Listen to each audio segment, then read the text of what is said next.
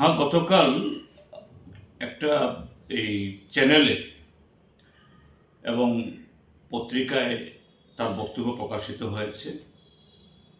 এই মন্ত্রী বাহাদুরের নাম হল শ্রীযুক্ত সুধাংশু দাস। গত 2 বছর মাত্র তিনি মন্ত্রী হয়েছেন।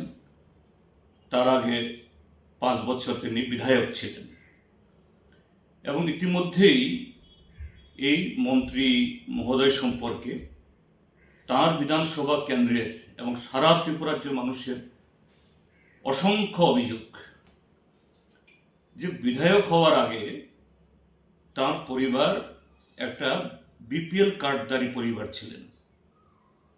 তার মার নামে সেই কার্ড, মাত্র এই 7 বছর সময়কালে তার বড় ভাই তিনি এখন সারা ত্রিপুরা রাজ্যের গেল বছরের সর্বোচ্চ ট্যাক্স পেয়ার, করদাতা। এবং এই মন্ত্রী বাহাদুর সামগ্রিকভাবে তাদের পরিবারেরও যে বৈভব, অর্থ সম্পত্তি, এটা যে পরিমাপযোগ্য নয়। এবং তার সম্পর্কে ইতিমধ্যেই বিধানসভার ভেতরে বাইরে বিভিন্ন পত্র পত্রিকায় জনমুখে এরকম অভিযোগগুলি উঠছে। আর তিনি নাকি গত পরশুদিন একটা ওয়েব পোর্টালের সাথে ইন্টারভিউ দিতে গিয়ে বলেছেন, হ্যাঁ, কন্ট্রাক্টর আমাদেরকে টাকা দেন, এটাই আমাদের সোর্স।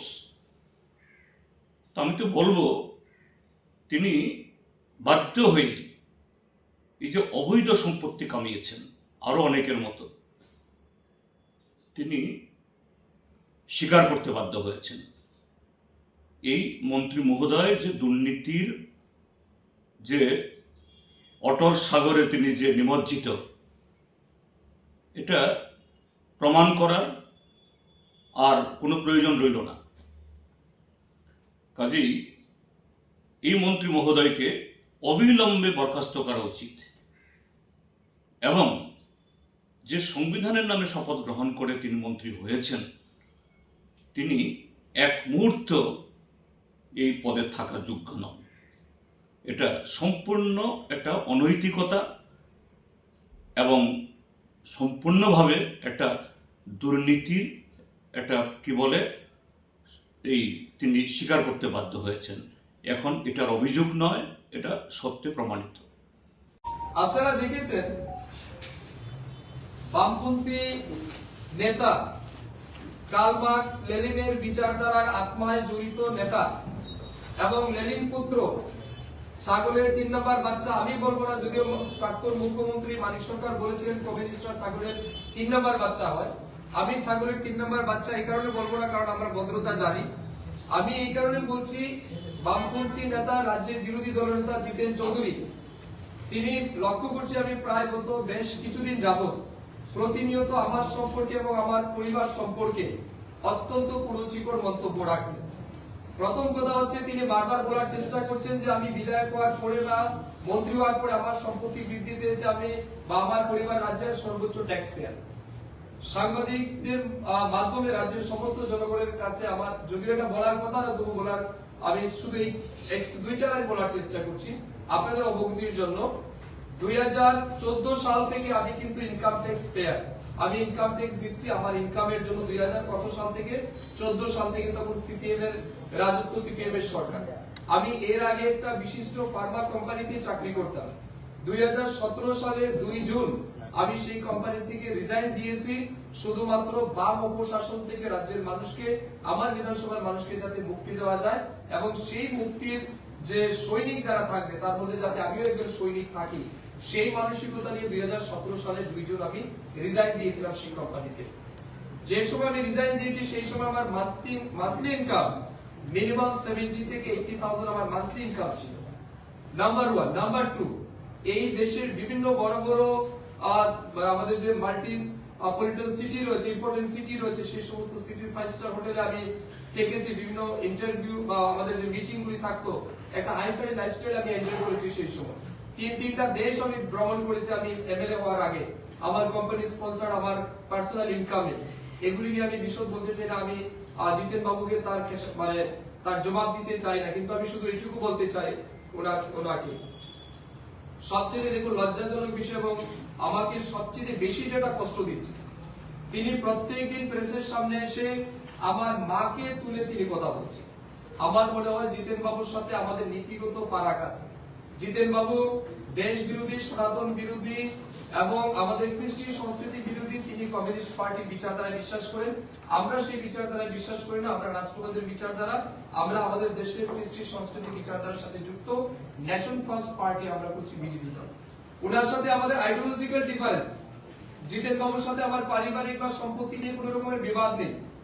রাজনীতি নিয়ে আলোচনা যখন হবে, রাজনীতির মানুষ যারা আমরা রাজনীতি করছি তাদের সম্পর্কে আলোচনা হতে পারে। প্রত্যেক দিন তিনি মিডিয়ার সামনে এসে আমরা লক্ষ্য করছি তিনি আমার মা সম্পর্কে, আমার পরিবার সম্পর্কে বাজে কথা বলছেন। বারবার বলার চেষ্টা করছেন যে আমার মা বিপিএল কার্ড, আমার মা মানুষের বাড়ি কাজ করতো, ডেলিভার ছিল। আমার প্রশ্ন সাংবাদিকদের মাধ্যমে, এই রাজ্যের যারা বিপিএল কার্ডধারী পরিবার আছে কিংবা অন্তর্দয় পরিবার যারা আছে কিংবা বিলো প্রপার্টিতে যারা বসবাস করছে, জিতেন বাবুর কথায় কি তাদের পরিবার সারা জীবন গরিব থাকবে? সারা জীবন বিপিএল কার্ড হোল্ডার থাকবে? রতন টাটার কি লাইফ হিস্ট্রি ছিল? আম্বানির পরিবারের কি লাইফ হিস্ট্রি ছিল? আমাদের রাজ্যের আজকের দিনে যারা বিশিষ্ট সফল ব্যক্তি, প্রত্যেকে কি রাজার পরিবারে জন্মগ্রহণ করেছিল? প্রত্যেকে কি জমিদারের পরিবারে জন্মগ্রহণ করেছিল? এটার অর্থ কি এই হতে পারে যে একটা কৃষকের ঘরের ছেলে সে কোনোদিন ব্যক্তিগত জীবনে সফল হতে পারবে না? প্রশ্নটা জিতেন বাবুর কাছে, রাজ্যের মানুষের কাছে। আপনি রাজনীতি করছেন আমার সম্পর্কে, আপনি প্রমাণ সহ তথ্য সহ আলোচনা রাখতে পারেন, কেস করতে পারেন, কিন্তু বারবার আপনি আমার মাকে ডেকে আমার মাকে সামনে এনে অপমান করছেন। আমি তার নিন্দা জানাচ্ছি এবং যথেষ্টভাবে আমি ব্যথিত তার জন্য। এবং আমি রাজ্যের মানুষের কাছে আমি আবেদন করব আপনারা তার সুষ্ঠু বিচার করবেন যে সেই জায়গাতে আমার মায়ের কি ভুল। আমার মা কষ্ট করে আমাকে পড়াশোনা করিয়েছে, বড় করিয়েছে। নিঃসন্দেহে আমার মার স্বপ্ন ছিল ছেলে একদিন বড় হবে, তার মায়ের নাম উজ্জ্বল করবে। এবং আমি দায়িত্ব নিয়ে বলতে পারি আজকে আমি আমার মায়ের যোগ্য সন্তান এবং এই রাজ্যের মানুষের কাজ যেমন করছে আমার পরিবারের সম্মান আমি বৃদ্ধি করেছি। এখন পর্যন্ত আঙ্গুল তুলে কেউ বলতে পারবে না প্রমাণ সহকারে যে ওই জায়গায় সুধাংশু দাস বিশেষ কিছু খারাপ কাজ করেছে। নাম্বার 2, এটা আমি নিন্দা জানাচ্ছি। নাম্বার 2, তিনি বারবার বলার চেষ্টা করছেন গত 4-5 মাস যাবত যে আমার বড় ভাই নাকি রাজ্যের সর্বোচ্চ ট্যাক্স পেয়ার। গতকালকে একটা সংবাদ মাধ্যমকে তিনি ইন্টারভিউ দিতে গিয়ে বলেছেন সুধাংশু দাসের ভাই রাজ্যের সর্বোচ্চ ট্যাক্স পেয়ার, এত কম সময়ে এত টাকার মালিক কি করে হলো তার তিনি হিসাব চাইছেন।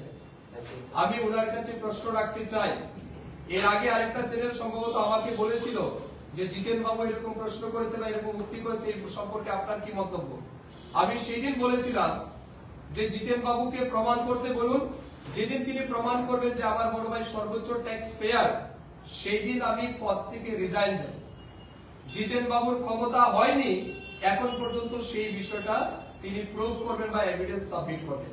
আজকে সাংবাদিকদের সামনে আমি ওপেন চ্যালেঞ্জ করে জিতেন চৌধুরীকে বলতে চাই, আপনি যেটা বলেছেন আমার বড় ভাই রাজ্যের সর্বোচ্চ ট্যাক্স পেয়ার, আপনাকে আমি আগামী 26 অক্টোবর পর্যন্ত সময় দিচ্ছি। 26 অক্টোবর সময়ের মধ্যে আপনাকে এটার প্রমাণ দিতে হবে। যদি প্রমাণ দিতে না পারেন, সেকেন্ড অপশন রাজ্যের মানুষের সামনে মিডিয়া ডেকে আপনাকে ক্ষমা চাইতে হবে আমার পরিবারকে হেয় প্রতিপন্ন করার জন্য এবং অবশ্যই আমার পরিবারকে রাজ্যের মানুষের সামনে ছোট করে দেখানোর জন্য। নতুবা থার্ড অপশন, আমি খবর নিয়েছি 26 তারিখ পর্যন্ত কোর্ট বন্ধ আছে, ফেস্টিভ সিজন চলছে, ফেস্টিভ হলিডে চলছে, এই কারণে সম্ভবত ছুটি আছে এবং রেস্ট্রিক্টেড হয়তো হলিডে রয়েছে।